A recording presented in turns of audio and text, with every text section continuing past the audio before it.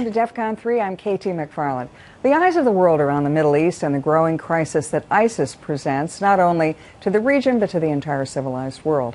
Joining me now to talk about this is Admiral Jonathan Greenert. He's the Chief of Naval Operations. That means he's a 4-star admiral and the top officer of the United States Navy. So thanks for joining us. You're welcome. As we've watched in the last month, we've historically had 2 carriers in the Persian Gulf to respond to crises.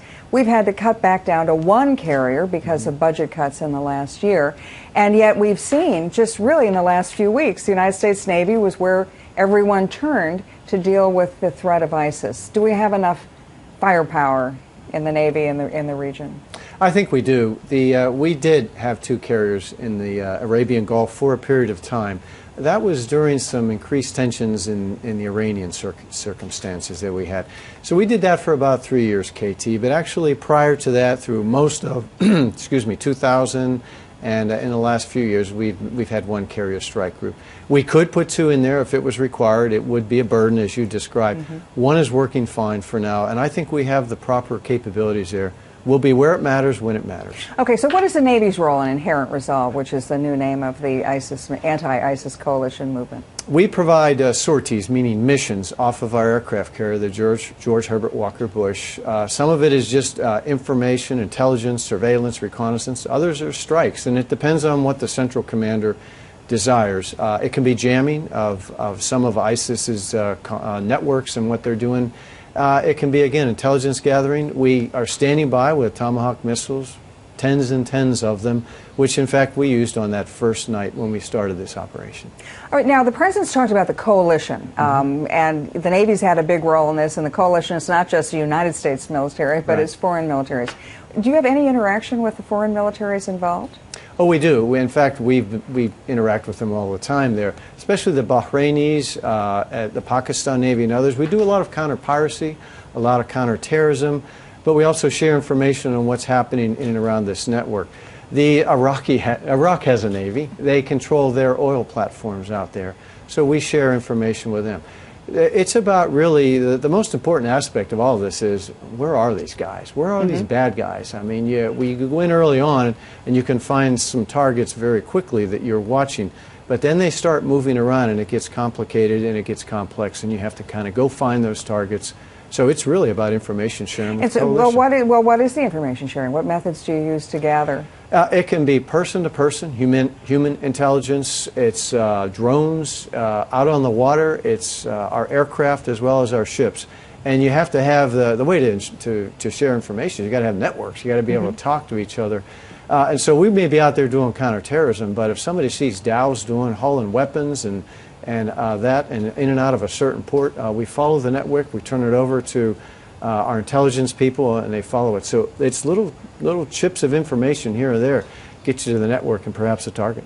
And do you feel then that we continue to have target opportunities going forward, or have we really gotten the low-hanging fruit at this point? I think we've gotten a lot of the low-hanging fruit. It's hard for me to tell back here just precisely what they have out there, but we have to continue grinding away, and it is a coalition. Without the coalition, it will be incredibly complex and long to get this done. You know, General Odierno, he's the Chief of Staff of the Army, your counterpart in the Army. He spoke in the last couple of days about the worries he has and concerns that he has of a lot of these defense cuts that he says, I have enough to finish my missions and complete the missions while I'm in office, but what about the guy who comes after me? Will these defense cuts have such an impact on the size of the Army, he says, that it'll call into question the ability to carry out some of the missions? When you look at the Navy, particularly not just now, but going forward, continuing involvement. The President's talked about the anti-ISIS effort. It's going to take a long time. Do you think you've got what you need? I do today. I'm very much in alignment with General Odierno. In fact, all of our service chiefs are, and we talked about it last week with the Secretary of Defense, that as the world is evolving, some of the assumptions that we laid out on our current strategy and the current budget that we have here on the Hill for Congress to review, they're evolving. The Russia situation, the ISIS situation, the South China Sea, the emerging missions that we have. When you look ahead at going to a Budget Control Act level of funding, that we call it sequestration, and that is the law of the land, which we will resort to in fiscal year 16, we'll have a dramatically smaller Navy, and there are missions I can do today I can't do there. And I too am concerned that I turn over a Navy to this nation, actually, that we'll have too small a Navy to do the missions, as I say, where it matters when it matters today. I can't be sure of that in the future, and we'll have to look at our strategy in the future and see, is this the strategy we can support at that budget level? I don't think so. So you think we really will have potential problems going forward? The I Navy is do. now the size, smaller than it was even before World War Yes. I, and yet our missions seem to be increasing every week. Yes, we have 100 ships, but roughly, about 104 literally today, distributed around the world at 289 ships.